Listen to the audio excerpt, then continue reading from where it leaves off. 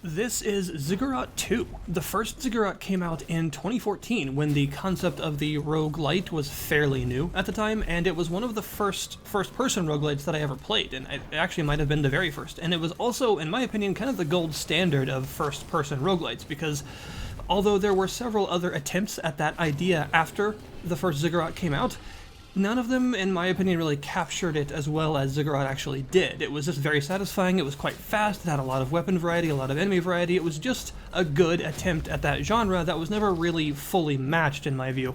And so obviously I was pretty excited when they announced they were going to make a sequel. And Ziggurat 2 is basically a sequel in the more classic sense of the word, as in it is recognizably the same formula but just enhanced and expanded in every way, with the advantage of having several years of this genre's development to sort of look at and decide what to add and what to change. And it is, it's Ziggurat. It's recognizably a first-person roguelite, but just in every sense of the word, expanded and improved. It also does a couple of things a bit different from how a traditional roguelite actually does it, which is kind of neat because it's always nice to see some either innovation or iteration in the genre, because as you guys know I like to cover just about every example of the genre that I can because it's something that I really enjoy. So seeing it change, seeing it evolve over time with different developers coming up with different ideas of how to take it in different directions is always really neat.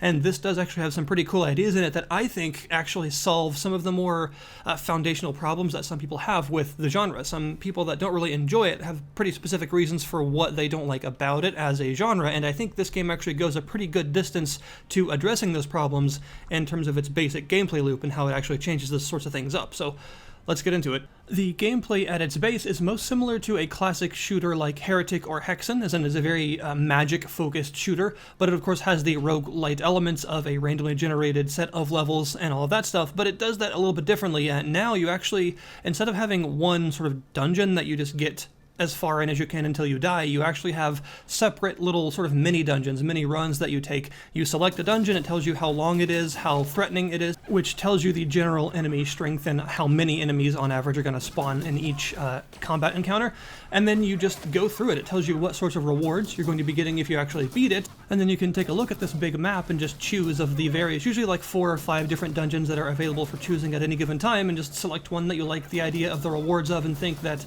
depending on the challenge rating, that you could actually get through right now, and then just try it out. So instead of being one long dungeon where you are basically playing the same dungeon from the start and then you just sort of try and get farther and farther each time without dying, now they're actually these sort of self-contained adventures, which gives it a very different sense of progression to your typical roguelite because you're going to be doing these mini adventures a lot more often, which I think is actually kind of a good thing, because one of the biggest problems that a lot of people have with this genre is that feeling of too much repetition, that feeling of always having to start from level 1 over and over again, and some people just don't really like that.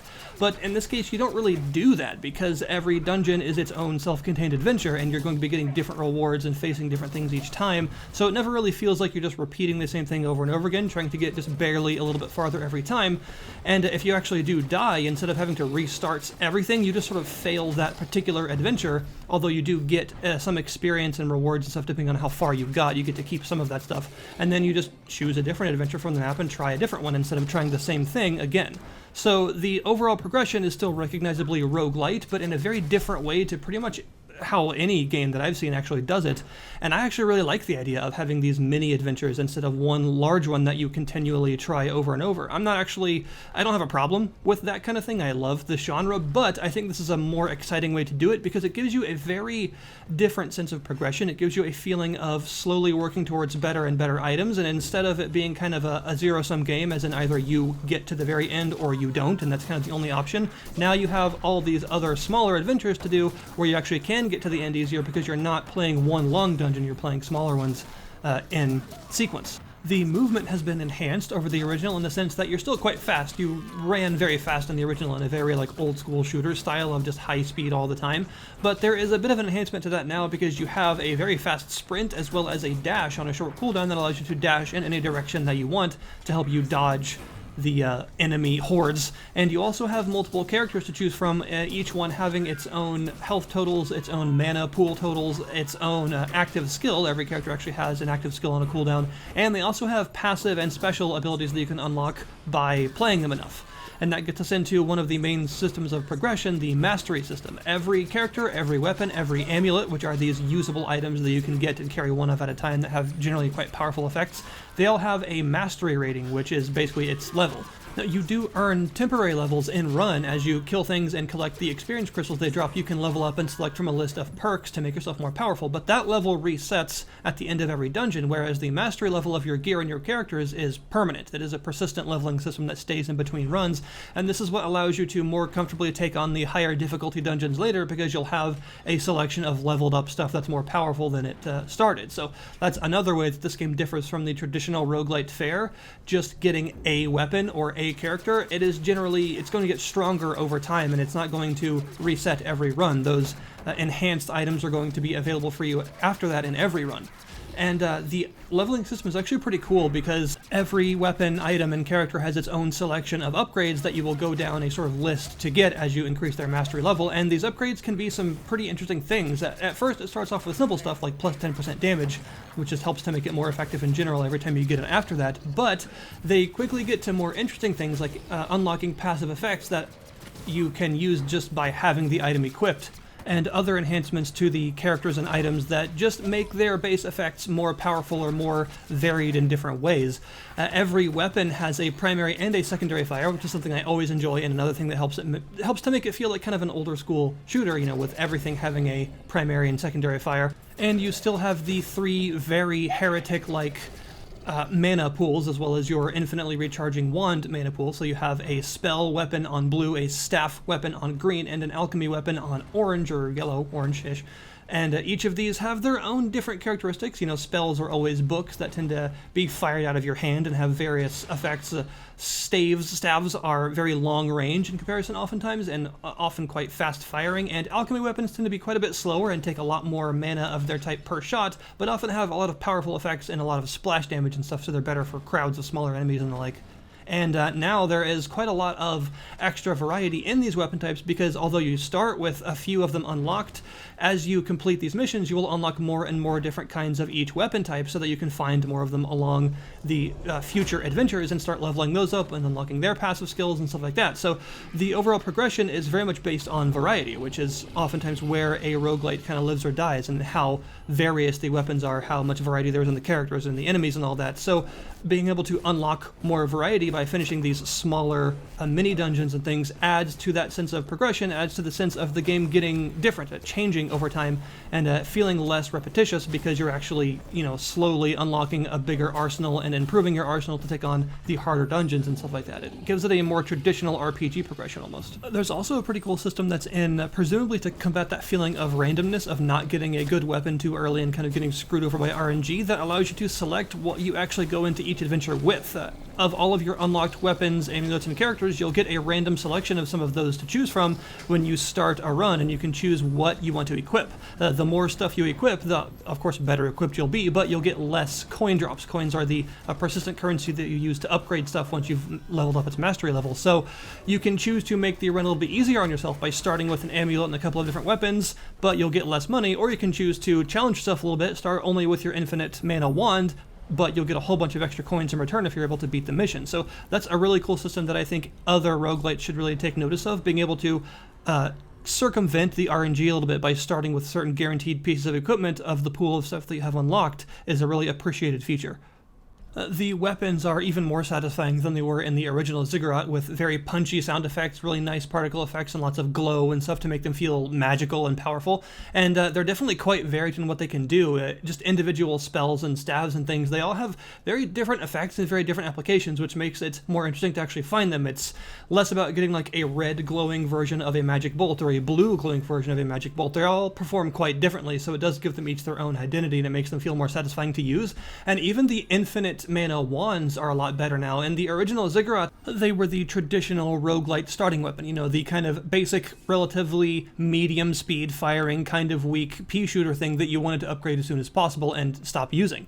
And that's another one of the problems that I feel a lot of people have with this genre, is the fact that it feels like the thing that you start with, the weapon or the skill or whatever it is too weak, is just kind of not exciting to use. And the original Ziggurat did have that problem a little bit, with the basic wand being pretty weak and not all that that exciting to use. But now the wands also are unlockable. There are a bunch of different wands, and each one performs very differently, doing different types of damage, having various different kinds of alternate fires that deal with different situations. So even the infinite mana items are better now. And I think that is the other thing that this game goes a good distance to solving for the genre, is making the basic starting weapon not weak and anemic and boring feeling, actually making it interesting and worth using. And if you do get some other capabilities, like say use the character that can enhance their fire rate, or getting something like the dash that allows you to fire really fast for a couple seconds afterwards, stuff like that, it makes the wands really powerful. So they're actually legitimate weapons, and they're not just the starting thing that you want to replace as soon as possible. They actually have a use throughout your entire run, and they have upgrades, damage increases, passive effects, and things just like every other weapon, so it makes them feel like a more legitimate part of your arsenal rather than the starting pea shooter that you want to replace as quickly as possible. Enemy variety is pretty good so far. It definitely needs some work. That is one of the things that they're, of course, looking to increase over the early access period. That's usually one of the biggest things with early access roguelites, is getting more enemies, more bosses, more tile sets and levels and stuff like that, and they're definitely working on that kind of thing. But the enemy variety as it stands right now is actually pretty good, and the classic weird demon carrot things are back, and now there are other demonic vegetables that chase you as well, so that's kind of cool. So you have the demon carrots that nip at your heels, and you also have some of these crazy radish things that spit out these poisonous novas, and these evil chili peppers that explode when you blow them, or when you kill them. They blow up. So yeah, there's a lot more demonic vegetation to fight this time around, and hopefully they continue to increase that, because that's a pretty charming part of the game, honestly, and the overall enemy variety is just better than the original in the sense of there being more of them, and each one having a little bit more of an identity. They're not just enemies that shoot projectiles. They all have their own sorts of strategies to counter them, like these guys that fire these Castlevania-esque arcing somewhat splash damagey axe things, and then you've got the annoying spirit ladies, but now there are multiple different types of spirit ladies that fire in different patterns and have different damage types, so they can inflict you with different status ailments. So yeah, just like I said, the way that the game works, the way that this sequel is made, it is the same idea, but just with more variety, bigger in general. The in-run level-up perk selection has also been improved, and perks are another thing that you can unlock, and often do unlock one or two of after every dungeon run, so that you get more and more of them in the pool to choose from. They are more exciting than they were previously, and they also come with some extra benefits. When you level up, you don't only get a perk, also every slot has some sort of effect, like increased mana of a certain type, or giving yourself a barrier that recharges, stuff like that, that makes the leveling up a little bit more of a priority, because you don't just get these useful passive skills, you also get just extra parameters, extra stats from leveling, so it makes you feel stronger as you go on a little bit quicker. And that's really Ziggurat 2 in a nutshell. It is Ziggurat, but better. It is bigger and better, and that's exactly what I wanted out of a sequel to something like this, because there's been, 6 years of developments for this genre since the original came out, and there's been a lot of things figured out, a lot of choices made to advance in a different direction, so seeing the developers of something that was so enjoyable to me take a lot of that into consideration, take what they learned from the first game, and then just make something enhanced in every possible way is really cool to see. As for some changes, some things that I'd like to see out of the early access, one of the obvious ones is, of course, more enemy variety. Having some more enemies would be good, but one of the biggest ones for me is more boss variety, because right now there are only 3 bosses in the game, so you're going to be repeating the same boss fights very often. So hopefully that gets shored up eventually. I'm sure they have that in mind. As the game develops, there are going to be more bosses. That would be nice. I'd also like to see more variety in tile sets. Right now there are 2 main tile sets, although, to be fair, each one is quite large and has a lot of different hand-designed rooms, so even if you take, say, 2 or 3 dungeons in a row of the same tile set, they are going to be noticeably different. You're not going to see the same rooms repeated over and over. There are enough of them to give you a good amount of variety, but of course having an extra tile set or 2 would help the variety a lot more, and just in general having more themes for the dungeons, the enemies, the bosses would help the game a lot. I feel less repetitious as time goes on. And of course they have also said that they do plan on effectively doubling the current content in the game in terms of the weapons, characters, all that stuff. So yeah, there's going to be a lot to this game actually, and I'm excited to see what else they come up with, because what's already here is a really nice amount of variety and some really satisfying weapons and fun characters to use and all that. So seeing all of the overall variety, the enemies, the weapons, the amulets, the characters effectively double over the early access period should be a pretty cool experience, and should result in a really satisfying game that, in my book, might actually be yet again another standard for the first-person roguelite genre, because as popular as roguelites have become over the last 6 years since the original Ziggurat came out, first-person ones still aren't that common. There are more now, but there still aren't that many. It tends to be like a third-person or top-down genre for a lot of people, and in my view, some of the problems problems with the genre, some of the things that people don't like the simple starting weapons and stuff like that, kind of prevent the first-person ones from being as popular as they could be. So seeing it move in a direction like this that solves a lot of those problems is a really cool thing, and I hope that they see a lot of success with this and develop it further. So that is Ziggurat 2. I will link you in the description below this video, as always, if you want to check out the Steam store page for yourself. Thank you guys very much for watching, and I'll see you next time.